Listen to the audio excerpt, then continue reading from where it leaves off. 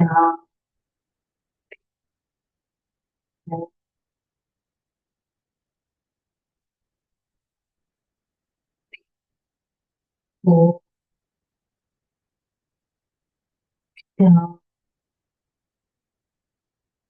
ఓ అంతే.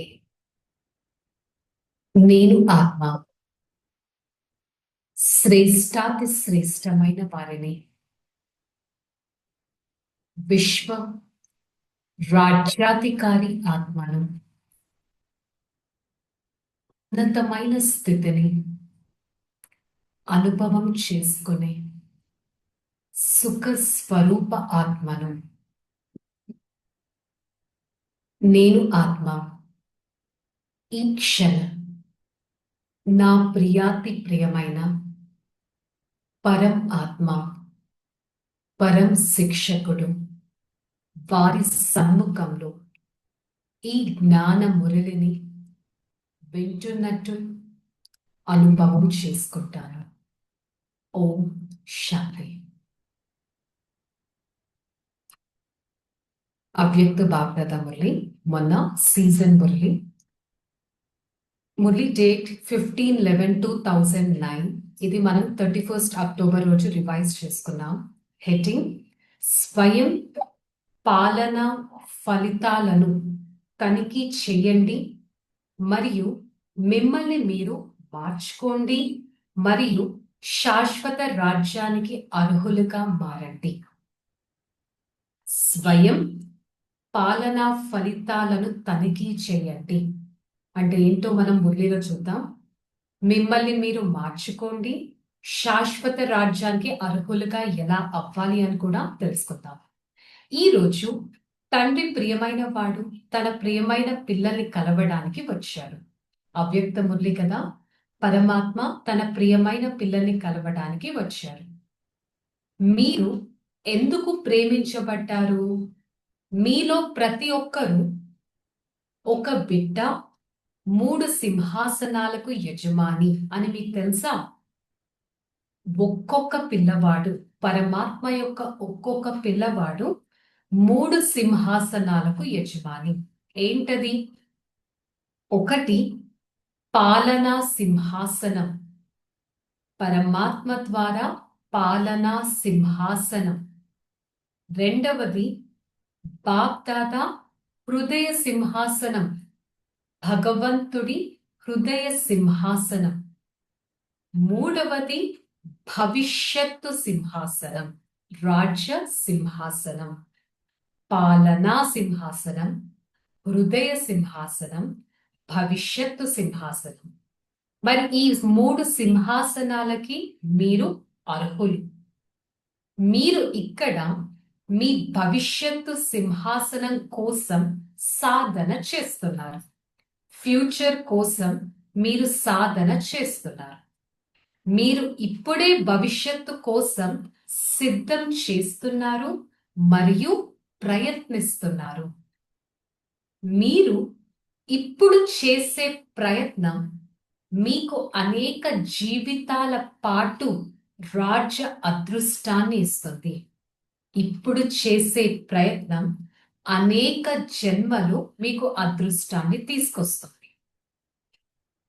ఈ సంగమ యుగం అనేక జన్మల అదృష్టాన్ని మీకు తీసుకొస్తుంది.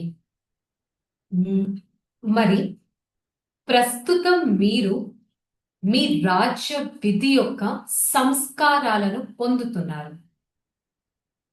ఎందుకంటే మీ ప్రయత్నం ఇప్పుడు మిమ్మల్ని భవిష్యత్తు రాజ్యానికి అర్హులుగా చేస్తుంది.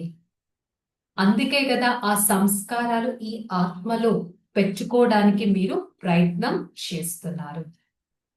మరి కాబట్టి ఈ సమయంలో మీ ప్రయత్నాలు నిజమో కాదో తనిఖీ చేయండి.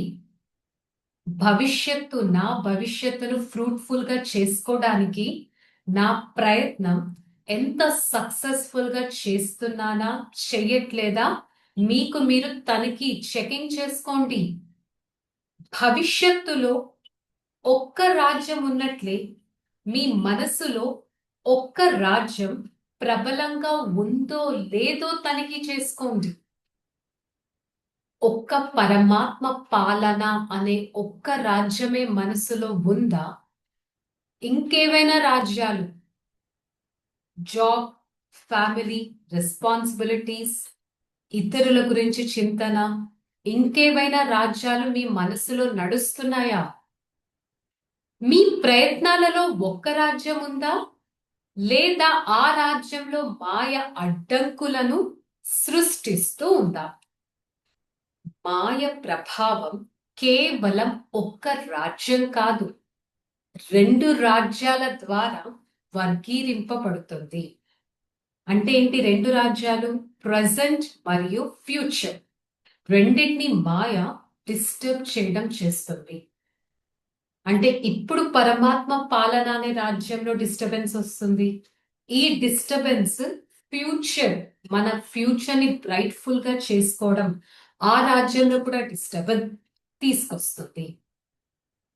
వర్తమాన ఆచారం భవిష్యత్తులో కొనసాగుతుంది. కాబట్టి ఇప్పుడు స్వయం పాలన ఉందో లేదో తనిఖీ చేయండి. మాయ స్వయం పాలనలో ఎక్కడ జోక్యం చేసుకుంటుంది? 2 రాజ్యాలు లేవా? 2 రాజ్యాలు ప్రబలంగా ఉంటే ఒక రాజ్యం యొక్క సంస్కారాలు ఎప్పుడు స్థాపించబడతాయి? అంటే ఇక్కడ క్లారిటీ ఇస్తున్నారు. ఇక్కడ 2 ప్రెసెంట్ మరియు ఫ్యూచర్ గురించి మాట్లాడుతున్నారు. ప్రెసెంట్ పరమాత్మని పొందాం, ఫ్యూచర్ ఒక ఉన్నతమైన రాజ్య పదవి.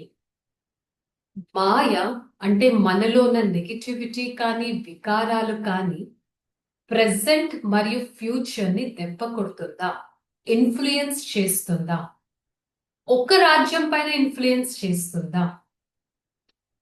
భవిష్యత్తు యొక్క లక్ష్యం ఒకే రాజ్యం, ఒకే మతం.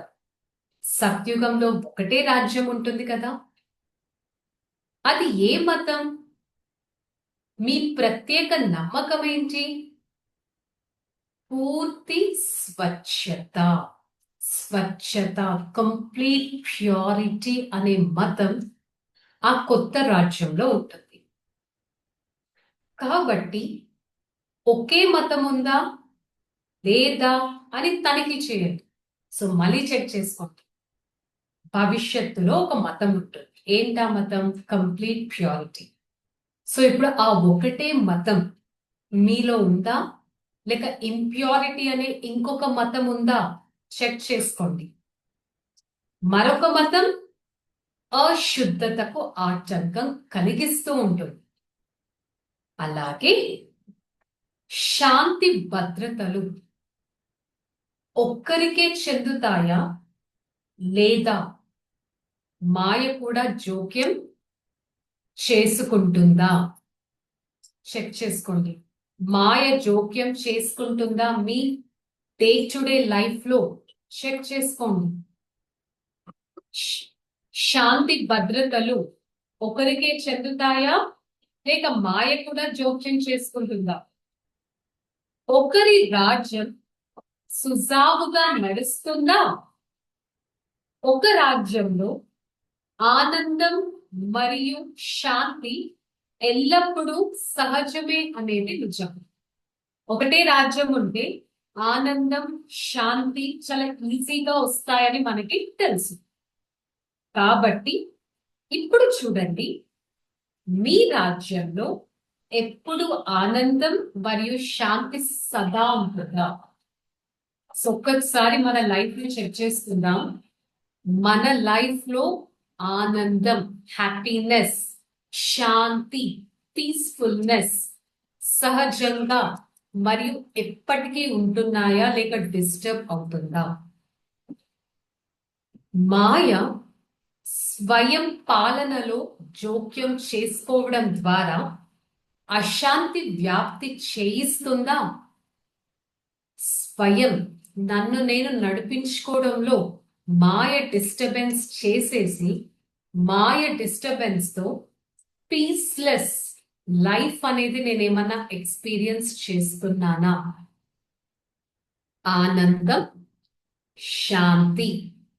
ఆనందం, ప్రేమ మరియు ఇంద్రియాలకు అతీంద్రియ ఆనందం ఎల్లప్పుడూ ఉంటుందా? సూపర్ సెన్షియస్ జాయ్ ఎల్లప్పుడూ ఎక్స్పీరియన్స్ చేస్తున్నామా? ఎందుకంటే భవిష్యత్తు రాజ్యంలో అన్ని సాధనాలు ఉంటాయని, శ్రేయస్సు ఉంటుందని, అంటే ఇక్కడ ఫ్యూచర్ సత్యుగంలో కావలసిన అన్ని సాధనాలు ఉంటాయి. ఎంతో హ్యాపీనెస్ ఎక్స్పీరియన్స్ చేస్తాం. అందుకని అక్కడ ప్రజలు ఎలా ఉంటారు? ఎంతో సంతృప్తిగా ఉంటారు. అంటే దీని అర్థం ఏంటి? స్వయం పాలన ఇప్పటికి ఉంటుందా, లేక ఇంకేదైనా లోపం ఉందా? ఫ్యూచర్ ని సాటిస్ఫైడ్ గా చేసుకోవాలంటే ఈ ప్రెజెంట్ యొక్క పాలన పూర్తిగా ఉందా చెక్ చేసుకోవాలి. ఎందుకంటే ప్రస్తుతం ప్రయత్నాలలో ఏదైనా లోపం ఉంటే భవిష్యత్తులో అవి భక్తి రాజ్యానికి ఒకరు ఎలా అర్హులు అవుతారు? స్వయం మన మన లైఫ్ ని తీర్చిదిద్దుకోవడంలో లోపం ఏదైనా ఉంటే ఫ్యూచర్ ని బ్రైట్ఫుల్ గా ఎలా చేసుకోగలం? ఫ్యూచర్ సత్య త్రేత, తర్వాత ద్వాపర యుగం, పూజ సంస్కారాలు మొదలయ్యే యుగం. అక్కడ కూడా డిస్టర్బెన్సెస్ అనేవి జరుగుతాయి. మీ దీర్ఘకాలిక స్వయం పాలన సాధన ఒకరిని భవిష్యత్తు రాజ్యానికి కూడా అర్హులుగా చేస్తుంది. సో ఇప్పుడు ప్రెజెంట్ చేసుకునే ఎఫర్ట్ మీకు ఒక ఫ్యూచర్ ని క్రియేట్ చేస్తుంది. కాబట్టి ఎల్లప్పుడూ మిమ్మల్ని మీరు చెక్ చేసుకోవాలి. ఎందుకంటే మీరు ఇప్పుడు లాంగ్ టర్మ్ అభ్యాసం చేయకపోతే దాని రిజల్ట్, ప్రతిఫలం మీకు తక్కువగా వస్తుంది. అందుకే బాప్ దాదా ఎప్పటికప్పుడు మిమ్మల్ని మీరు పరిపూర్ణంగా చేసుకోవడానికి మీ దృష్టిని ఆకర్షిస్తున్నారు. మీరు అప్పుడప్పుడు ప్రయత్నం చేస్తున్నారని చెప్పి మీ ప్రయత్నాన్ని మధ్య మధ్యలో ఆపేస్తూ కూడా ఉన్నారు. కంప్లీట్ స్వచ్ఛంగా అవుతాము, ఆనందం శాంతిని అనుభవం చేసుకుంటాము అని చెప్తారు. కానీ మధ్య మధ్యలో మీ ప్రయత్నాన్ని మీరే అడ్డంకులు వేసేస్తున్నారు. కాబట్టి ఏదైనా అడ్డంకి లేదా తుఫాను వస్తే, సరే లైఫ్ లో ఏదైనా ప్రాబ్లం వస్తే ఏమనుకోవాలి? తుఫాన్ని బహుమతిగా మారుతుందని తనిఖీ చేయటానికి బాప్ దాదా నిరంతరం మీ దృష్టిని ఆకర్షిస్తున్నారు. ఏదైనా డిస్టర్బెన్సెస్ వచ్చినా డిస్టర్బెన్సెస్ ఇంకా ముందుకు వెళ్ళటానికి, పరమాత్మని ఇంకా స్మృతి చేయటానికే మనకి యూస్ అవుతుంది, అది బహుమతిగా వచ్చింది అనే దాని మీద సదా అటెన్షన్ పెట్టండి. తుఫాన్ కాదు, బహుమతిగా ఉండాలి. మాయ నుండి ఏదైనా దాడి, మాయ మీకు అనుభవాన్ని ఇస్తుంది. కాబట్టి ఆ అనుభవం కూడా మనల్ని అనుభవ నిచ్చెనపై ముందుకు తీసుకెళ్లేలా ఉండాలి. ఏ ప్రాబ్లమాటిక్ స్టెప్ ఏదైనా ఉన్నా ఆ ప్రాబ్లం మనల్ని ముందుకు తీసుకెళ్లేటట్టే ఉండాలి, కానీ జ్ఞానంలో వెనక్కి కాదు. దీనికోసం బాప్దాదా అంటున్నారు, ఎల్లప్పుడూ మీ చార్ట్ ని చెక్ చేసుకోండి. మీ చార్ట్ ని ఎంత ఎక్కువగా చెక్ చేస్తే మీరు దాన్ని ఎక్కువగా తనిఖీ చేసి మారుస్తారు. చెకింగ్, చేంజింగ్ సైమల్టేనియస్ గా అవుతాయి కదా. మన లైఫ్ అనే చార్ట్ ని చెక్ చేసుకోవాలి. చెక్ చేసుకుంటే మీరు చేంజ్ అనేది ఈజీగా తీసుకురాగలరు. కాబట్టి మీలో ప్రతి ఒక్కరూ మీ చార్ట్, మీ లైఫ్ అనే చార్ట్ ని చెక్ చేసుకోవాలి. ఎవరైతే చెక్ చేసుకుంటారో వారు చేతులెత్తండి అని బాబా అంటున్నారు. ప్రతిరోజు ఎవరు చేస్తున్నారు? చెకింగ్ అనేది అప్పుడప్పుడు చేయడం కాదు, ప్రతిరోజు చేయాలి. ప్రతిరోజు చేస్తున్నారా చెకింగ్?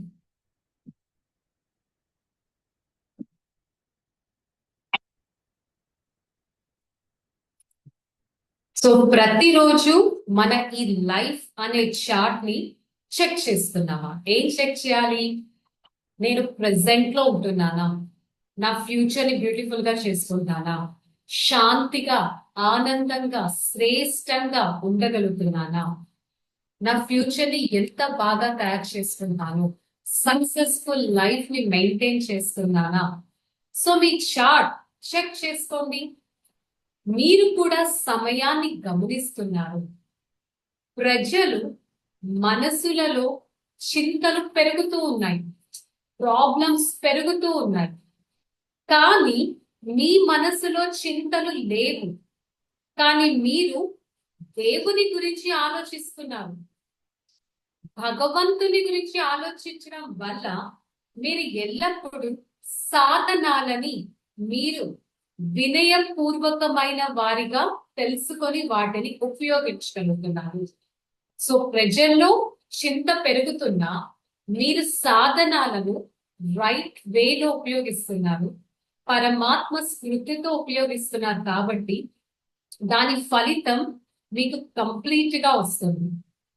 ఇప్పుడు ముఖ్యంగా ఈ సంగమ యుగంలోని ప్రతి సెకండ్, ప్రతి ఆలోచన శుభప్రదాయకంగా ఉండాలి. ఎవ్రీ మినిట్, ఎవ్రీ థాట్ ఎంతో శుభప్రయంగా, అంటే ఫ్రూట్ఫుల్ గా, పాజిటివ్నెస్ తో ఉండాలి ప్రతి థాట్, ప్రతి టైం.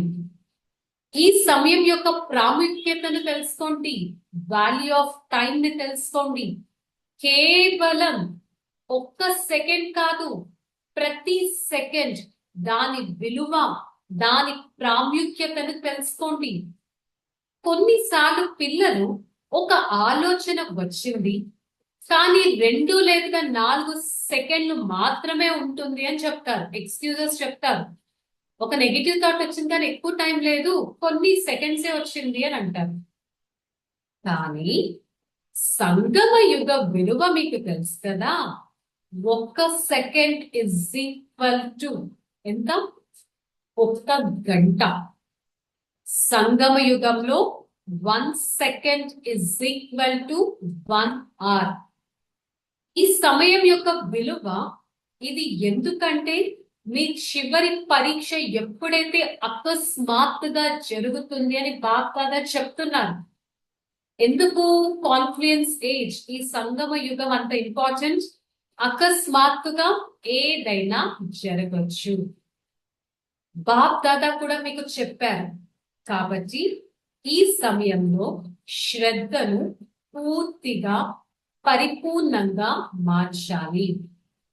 ప్రతి నిధిని సరైన సమయంలో ఉపయోగించాలి. భగవంతుడు ఎన్ని ఖజానాలు ఇస్తారు, శాంతి, ప్రేమ, సుఖం, ఆనందం, గుణాలు, శక్తులు. ప్రతి నిధిని సమయానికి రైట్ వేలో ఉపయోగించగలగాలి.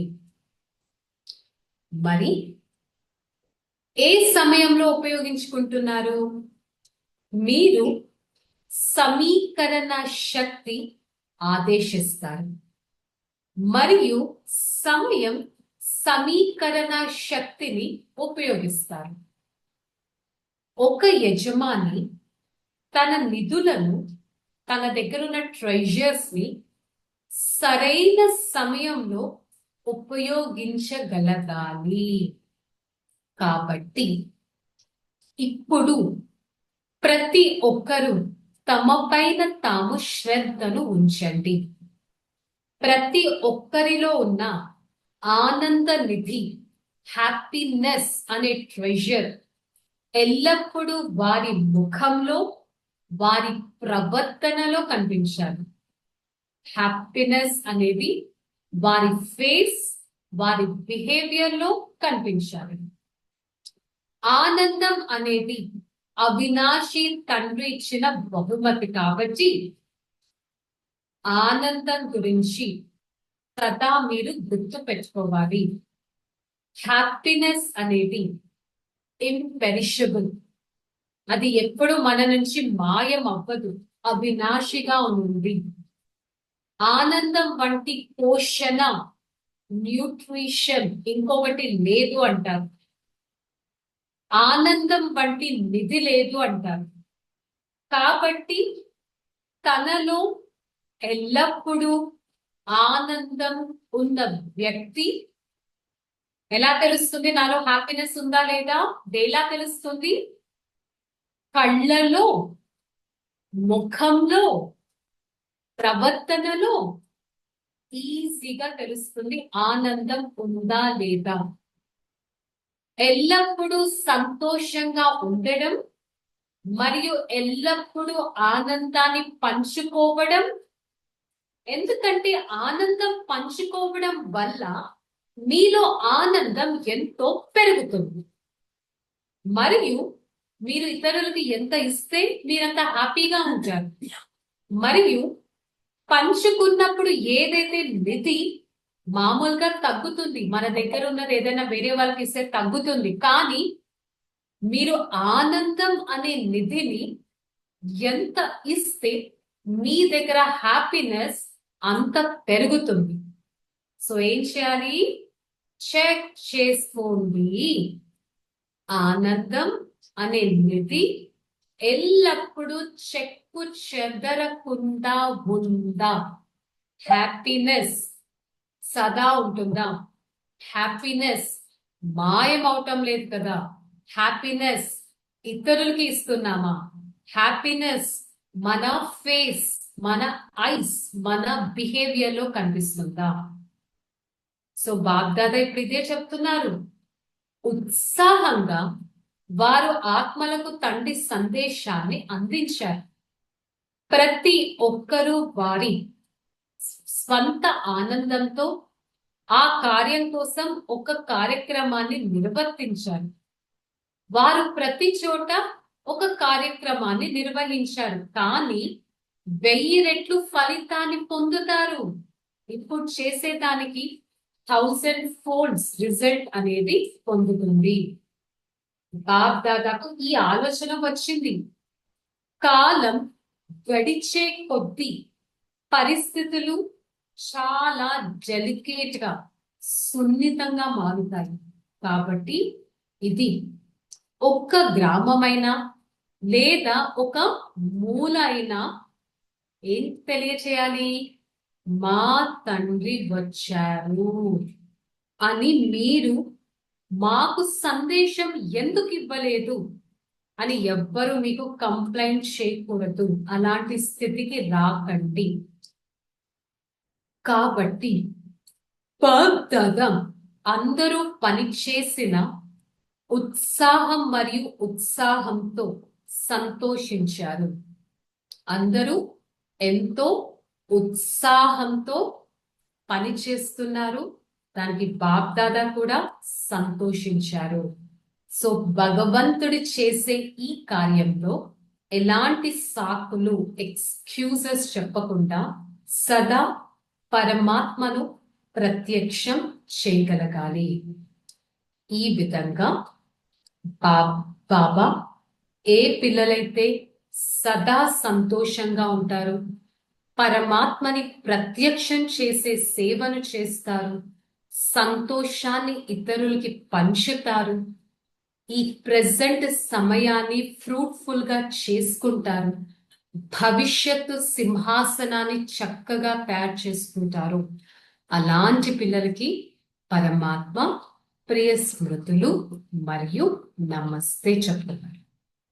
ऐसे बनाने वाले माता पिता बाप दादा को लाड प्यार और गुड मॉर्निंग, नमस्ते नमस्ते नमस्ते. ओम शांति. रिलैक्स, నేను ఆత్మ ఎంతో సంతోషకరమైన వారిని, సంతోషం నా ముఖంలో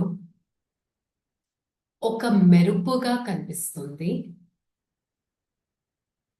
సంతోషం నా ప్రతి అడుగులో ప్రత్యక్ష ప్రమాణంగా కనిపిస్తుంది. నేను సంతోషకరమైన ఆత్మను,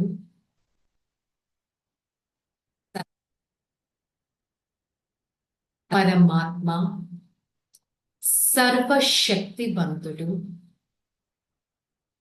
వారి సన్ముఖంలో, వారి స్మృతిలో ఉంటూ ఈ సంతోషం అనే కిరణాలు నలువైపులా వ్యాపింపచేసే సేవను చేస్తాను.